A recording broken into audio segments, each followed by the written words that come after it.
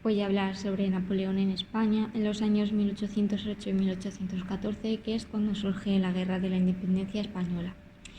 Pero para eso nos tenemos que ir unos años atrás para ver cómo se va a desencadenar todo esto. Empezó en el 1806 con el Decreto de Berlín, el 21 de noviembre, cuando la Francia de Napoleón impide la importación de bienes británicos a los países europeos aliados o dependientes de Francia. Así surgió el bloqueo continental de Europa y a partir de aquí surgió un interés de Napoleón por la península ibérica y el mar Mediterráneo occidental. Básicamente les servía para incrementar así la presión sobre la corte de Portugal, ya que se les avisó de que no podían tener relación con los británicos, pero aún así no hicieron caso. En agosto de 1807, Napoleón encarga a Jean-Andoche Junot el cuerpo de observación de la Gironda, con un total de unos 30.000 soldados aproximadamente. También pidió ayuda a la corte española, que está mandando un ultimátum hacia Portugal. Finalmente, Portugal retira a los navíos ingleses, pero con la certeza de que los británicos no iban a poner represalias contra ellos. Luego ya, el 18 de octubre de este mismo año, el militar Junot atraviesa la frontera y a los pocos días después, el 27, se firma el Tratado de Fontainebleau y se estipula la invasión conjunta franco-española hacia Portugal. Francia y España salían con el Reino Unido de Gran Bretaña e Irlanda. Eso permitía para ello el paso de las tropas francesas sobre el territorio español. Entonces Portugal, finalmente repartida en tres, el norte sería para un sobrino del futuro Fernando VII, el centro para Gran Bretaña y el sur para Manuel Godoy y su familia. El reparto de las colonias entre Francia y España quedaría por resolverlo más adelante. A finales de 1807, Napoleón decide que España ya no es de gran utilidad para él y, aprovechando de que los franceses seguían por el territorio español y ocupando espacios, decidió invadirla, sobre todo por los territorios del norte, como Barcelona, Burgos, San Sebastián, lo que suponía una gran amenaza para España. Entonces, eran alrededor de unos 65.000 franceses ocupando el territorio y además controlaban las comunicaciones con Portugal, Madrid y la frontera francesa. Ante esta situación, Godoy se alarmó y en marzo de 1808 la familia real se retiró hacia el Palacio Real de Aranjuez, porque en caso de que les atacaran se irían hacia América. Luego, el 17 de marzo de 1808, se hace el motín de Aranjuez, que era el levantamiento de esta localidad, y perseguía la destitución de Manuel Godoy y la abdicación de Carlos IV para que el trono pasara al príncipe Fernando. 2 días después, Godoy es encontrado y capturado ante esta situación. Abdica Carlos IV y deja el trono al príncipe Fernando, pasando así a ser Fernando VII. Napoleón aprovecha esta situación y lo que quiere es buscar la cesión de la corona para entregársela a José Bonaparte. Ahora también Murat ha invadido ya lo que es el norte de España y por eso quiere dar presión para cedérsela a sus manos. A la izquierda podemos ver al militar Murat y a la derecha a José Bonaparte. Bueno, Napoleón convoca en Bayona a Fernando VII el 20 de abril de este año. Entonces, Fernando VII deja un vacío de poder en España porque les dice que se quedaran bajo el mando de los generales galos. Pero lo que Fernando VII no sabía era que querían ocupar la península. Y eso es lo que pasó en cuanto se fue. En este mes de abril ya surgían las revueltas por el norte contra los franceses y el 2 de mayo de este año surge el levantamiento contra los franceses. Podemos decir que es en esta fecha cuando comienza la Guerra de la Independencia Española. El 2 de mayo se llevaron a cabo las abdicaciones de Bayona, donde Carlos IV y Fernando VII y sus sucesores serían obligados a abdicar a favor de Napoleón. Napoleón decide que la corona sería para su hermano José Bonaparte y pasa así a ser José I, rey de España.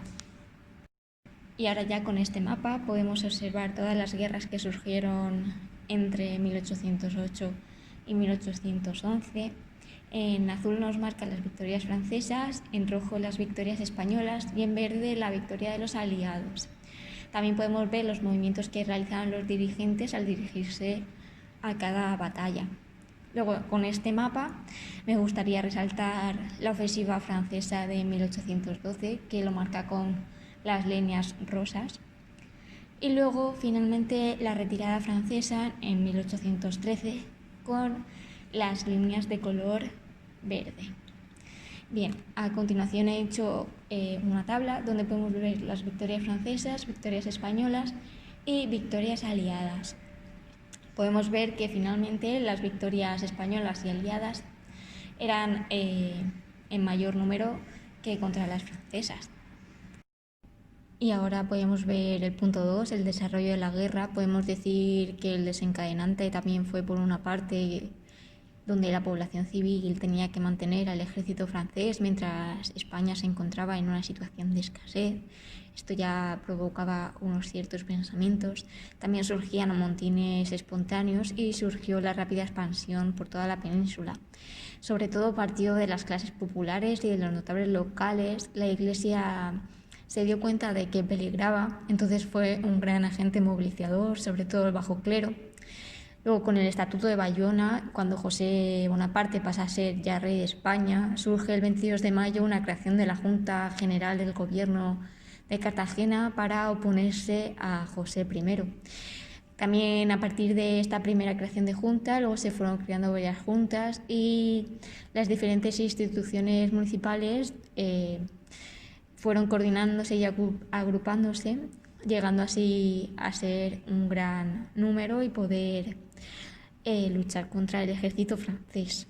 Luego, el 6 de junio de 1808, podemos ver que la primera derrota relevante al ejército de francés es en la contienda de Valdepeñas, y lo que lograron fue impedir la marcha de las columnas imperiales francesas, y esto lo lograron militares y milicias campesinas de la zona, como podemos ver en la obra de la izquierda. Y luego las juntas provinciales pasaron a ser una Junta Suprema Central dirigida por José Moñiño Redondo.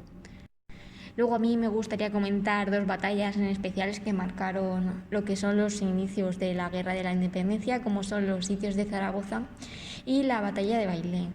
Los sitios de Zaragoza tuvieron lugar el 15 de junio de 1808 y fueron dos asedios sufridos por la ciudad aragonesa de Zaragoza durante este periodo de guerra, que se enfrentaron el ejército del primer imperio francés y las fuerzas españolas leales a la dinastía de Borbón. Luego la ciudad resiste y estas batallas fueron muy marcadas, sobre todo porque se generaron monumentos, símbolos, literatura y música. Habían dos asedios. El primer asedio fue el 15 de junio, que se prepararon contra los franceses porque sabían que ya estaban de camino. Lo que se pretendía era cerrar las puertas y que los franceses no entraran, y surge una lucha, pero los franceses son vencidos en número y huyen. Entonces lo vuelven a intentar de nuevo unos días después y dejan aislados a los pueblos de Zaragoza. El 25 de junio llegan más franceses y, aprovechando esta oportunidad, pues toman la ciudad. A la derecha podemos ver un mapa de este momento.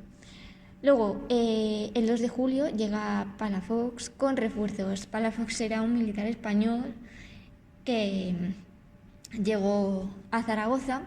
Entonces surgieron las luchas y había una mujer que se llamaba Agustina de Zaragoza, como podemos ver en el grabado de Goya a la derecha, que gracias a ella se detuvo la marcha francesa. Luego, el 11 de julio, rodean la ciudad los franceses, surgieron avances y luchas, y el 14 de agosto abandonan los franceses el lugar porque fueron derrotados por el contraataque español. Hubieron bajas y algunas partes de esta ciudad fueron devastadas. Esta derrota hace que Napoleón se retire al Pirineo para restablecer el control. En este momento también está surgiendo la batalla de Bailén. Pero bueno, vamos a explicar primero el segundo sitio de Zaragoza. En la derecha podemos ver el mapa ya de esta batalla, y abajo podemos ver el Palacio de Aljafería. Bien, esto surge el 21 de diciembre de 1808.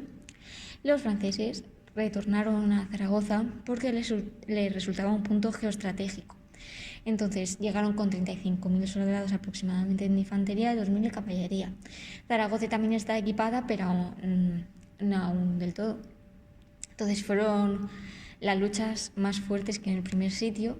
Palafox seguía defendiendo lo de guerra y cuchillo, diciendo que no no iban a conquistar los franceses Zaragoza, pero se puso muy enfermo, entonces fue sustituido por Saint-Marc, que este sí que quería una rendición.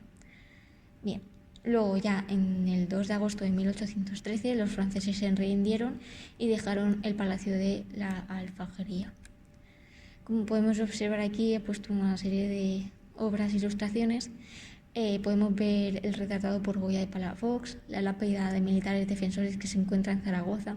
También hay una con los campesinos que ayudaron en esta batalla. Luego podemos ver el asalto de Zaragoza, donde está rota la muralla, el escudo de los defensores de Zaragoza. Y luego podemos ver dos imágenes reales que son Calle El Pozo y la Basílica del Pilar, donde aún se pueden observar pues los destrozos de esta guerra.